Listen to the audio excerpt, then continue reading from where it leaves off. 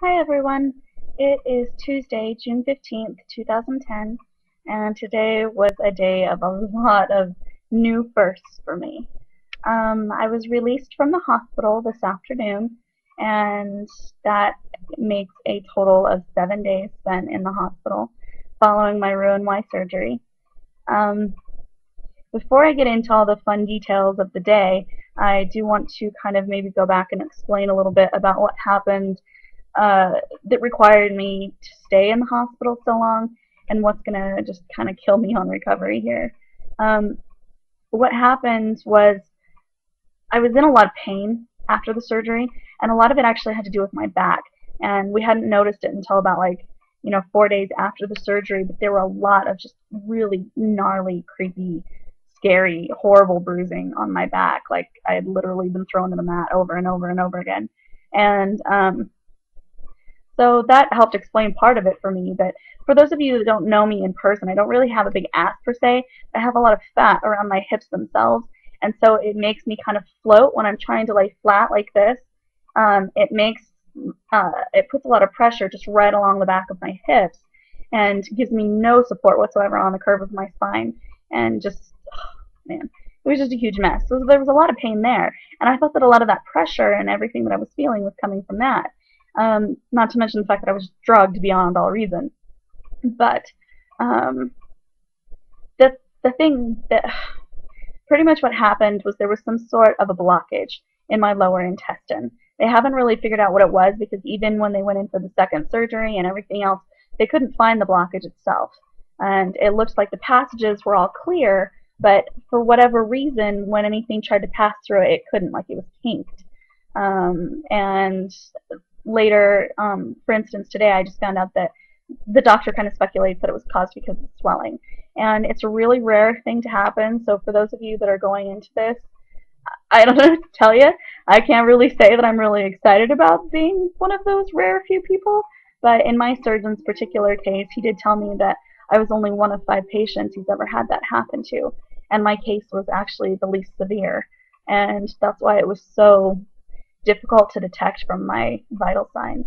I was a little bit tachycardic. My heart rate was a little bit fast, and that was one of the first signs. But they thought a lot of that was pain too, so they didn't know. Um, anyway, the second surgery, they went in and they tried to do as much as they could laparoscopically, um, but in the end, they ended up having to make that great big incision, and it goes from about the bottom of my sternum, between my breasts, down to my belly button. And I have 3 hoses hanging out of me at that point, and I have this thing they call a wound vac. And I'll show you pictures of that later. I'm not real into it right now, but anyway, so there was the wound vac thing, and all of these different hoses, and because they had to open me up, and because there's this piece of foam that's about this wide and about this deep, wedged in my gut, basically, um, the recovery is going to take a lot longer. Apparently, everybody I talked to said that these wound vac things are amazing. They're like one of the recent things that they've discovered in the medical field and everything, and they've just been amazing as far as healing goes. But it really puts me out of work for about another 3 weeks, and it makes it so that I just have to stay home and be babied. And I'll tell you what, 2 days ago, I couldn't even wipe my own ass. So I was really, really skeptical that this could come. But last night, I was pretty miserable, and the nurse just kind of gave me a little extra dose of medicine, and I hooked up to my CPAP for the first time because I hadn't been using it in the hospital. I'll tell you what, I slept like a baby, dude. I was like straight up coffin dead Dracula with my hands across my chest and everything, passed out for hours and hours and hours. And then when I woke up, I felt so much better because the stuff that I was on wasn't making me completely mental. And so I got up, I took a shower for the first time that I'd had since I'd been in the hospital, and that was just amazing because the heat was so therapeutic. Washed my own hair, I even put on my own panties, and tell you what, getting dressed in my own street clothes by myself felt like an Olympic event. But if it was, I would have got a gold medal. I was using my toes and everything to pick stuff up because I still can't bend over. Um, I was getting in and out of bed by myself. I got in the car and made the 2 hour drive back here. And so far everything's been good, dude. I'm stoked. I'm sitting in my living room with a recliner and been playing Knights of the Old Republic waiting for my prescriptions to come up so that I can get some more painkillers. Yeah. Dude, I have the biggest bottles of hydrocodone you've ever seen in your whole life. So I'm set for just a little bit. My dad is being super, super, super, super, super supportive, and I really couldn't have done any of this without him. He was there supporting me every day, holding my hand. Even when he had to leave to come back to work, it didn't really bother me because, I was in zombie land and there wasn't anything he could do anyway. But he's run around for me, he's had stuff cleaned up for me, he's taken care of my cats, all my animals while I was gone. He's pretty much literally held my hand every step of the way. And he took some pictures of me in my first wound vac cleaning, and I will post those later. They're really gory right now, and I don't even want to think about them.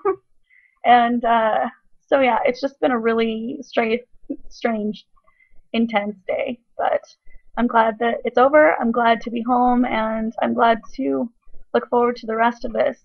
The turnaround in the last 4 days has just been amazing. It's like every day I get just, like 100% better.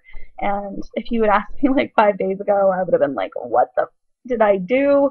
And even now I'm in so much pain, and I can't believe that I've got this big foreign entity inside my gut right now. And I don't know.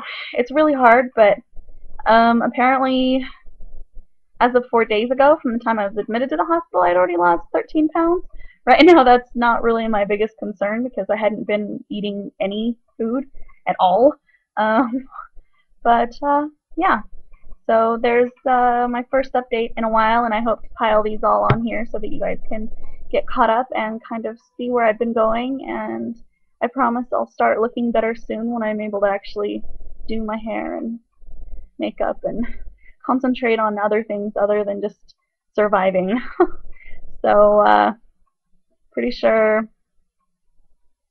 most of the people in Boise saw my naked butt all over the place, so my modesty is kind of shot right out the window.